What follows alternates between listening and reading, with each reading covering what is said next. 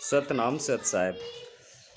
दोस्तों, विचार करते हैं कि धर्म क्या है, धर्म का मार्ग क्या है, वह इस मार्ग क्यों अपनाया जाता है। हम साधारण क्यों नहीं रह सकते हैं, हम धर्म को ही क्यों अपनाते हैं। आइए इस पर विचार करते हैं।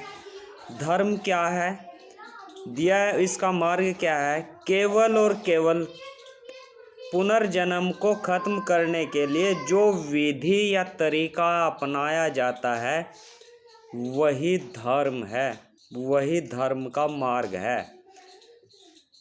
यह संसार के प्रत्येक धर्म में अपनाया जाता है पुनर्जन्म को खत्म करने के लिए। यानी इसकी संक्षिप्त परिभाषा है कि आपका पुनर्जन्म ना हो, इसके लिए जो भी आपको विधि मार्ग अपनाया जाता है, आप अपनाते हैं, तरीका अपनाते हैं, तो वह क्या है, वही धर्म है। लेकिन संसार में आजकल धर्म के नाम पर अंधविश्वास, आडंबर व धर्म का यानी इसके ठीक विपरीत मार्ग प्रस्तुत किया है कुछ संसारी व लोभी व्यक्तियों के द्वारा। क्योंकि कुछ व्यक्ति धर्म के नाम पर ही अपने शरीर का पालन पोषण करते हैं, अपनी आजीविका कमाते हैं। लेकिन धर्म का मार्ग क्या है, आपका पुनर्जन्म न हो, और उसके लिए जो विधि अपनाई जाती है वही धर्म का मार्ग है। सच्चाई तो यही है। क्योंकि इस संसार में 3 बड़े दुख होते हैं। यदि आपका जन्म होता है तो 3 बड़े दुख होते हैं। जन्म लेते वक्त भी आपको बहुत बड़ी कठिनाई होती है, दुख होता है। और बुढ़ापा जब आ जाए, इस शरीर का एक निश्चित समय होता है, तो यह जीर्ण शीर्ण भी होता है, तो हम इसको बुढ़ापा कहते हैं। तो बुढ़ापे में रोग होता है। किसी भी शरीर में बुढ़ापा होगा तो वहाँ पर कोई ना कोई रोग होगा। रोग होने से मतलब है कि शरीर का कोई अंग काम करना बंद कर दे, तो हम उसको रोग कहते हैं।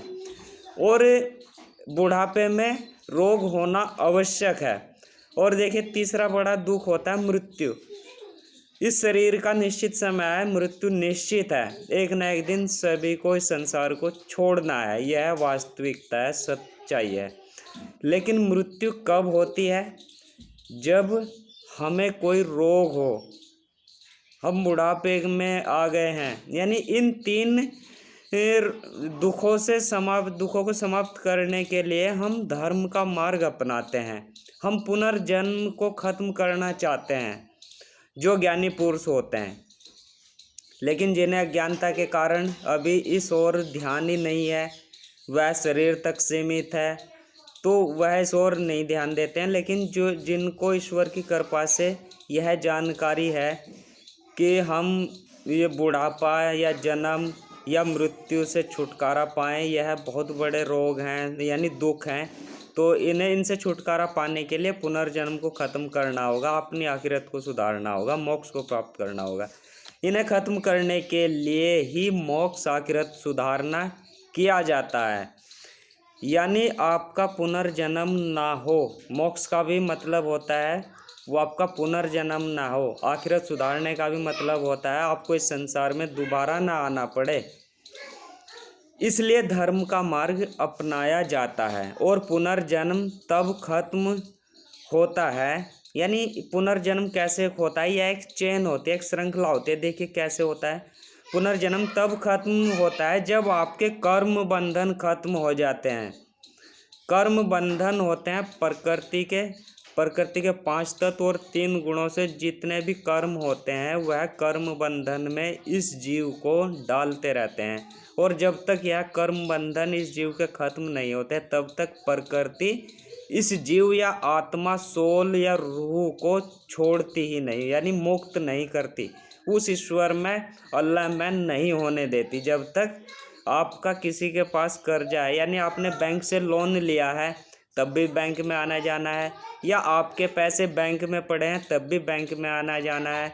बैंक में से कब आपका आना जाना खत्म होगा, जब आपका बैंक जो है, बैंक बैलेंस शून्य होगा, ना नेगेटिव है ना पॉजिटिव है, वहाँ पर बैलेंस उसको शून्य करना पड़ेगा, तब आपका बैंक से आना जाना खत्म हो सकता है। ऐसे ही इस प्रकृति के जब हमारे कर्म बंधन सभी खत्म हो जाते हैं, ना तो आपका पॉजिटिव कर्म बंधन है ना नेगेटिव कर्म बंधन है, तब प्रकृति आपको छोड़ देती है, आपको नोडोज दे देती है ईश्वर में मिलने के लिए। तो यह आपके कर्म बंधन खत्म होते हैं। कब खत्म होते हैं? जब हम पूर्ण रूप से निष्काम भावना में आ जाते हैं, नेकी कर दरिया में फेंकने वाली विधि को अपनाते हैं। और यह नेकी कर दरिया में फेंकने वाली विधि या निष्काम भावना कब आती है?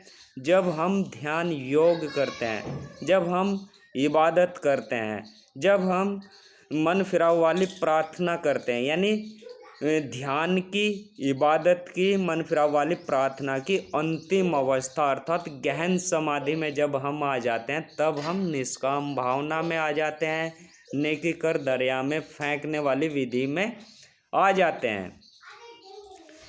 अंतिम अवस्था ज्ञान समाधि में तभी आते हैं।